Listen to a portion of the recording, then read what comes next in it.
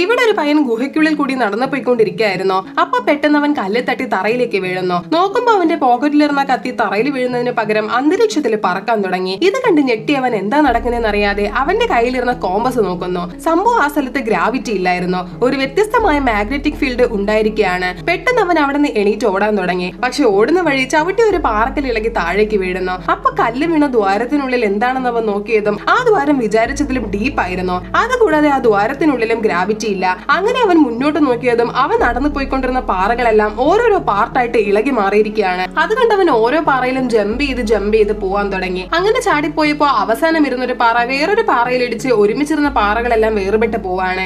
ഇപ്പൊ അവൻ അന്തരീക്ഷത്തിൽ ആ പാറയോടൊപ്പം പറന്നുകൊണ്ടിരിക്കുകയാണ്. അപ്പൊ പേടിക്കാതെ അവൻ വളരെ കാമായിട്ട് പാറയിൽ കിടന്ന സമയത്ത് ആ പാറ വേറൊരു പാറയുടെ അടുത്തെത്തുന്നു. ഉടനെ അവൻ അതിലേക്ക് ചാടി കയറിയതും ചാടിയ ഫോഴ്സിൽ ആ പാറ തലകീഴായിട്ട് റൊട്ടേറ്റ് ആകുന്നു. അപ്പൊ പിടിവിട്ട് അവൻ താഴേക്ക് വീഴുമെന്നോർത്ത് പാറയെ അവൻ അള്ളിപ്പിടിച്ച് കിടക്കുകയാണ്. അവസാനം ആ പാറ കറങ്ങി ശരിയായ രീതിയിലേക്ക് വരുന്നു. ഉടനെ അവൻ മെല്ലെ ആ പാറയിൽ നിന്നിറങ്ങി രക്ഷപ്പെടുന്നു.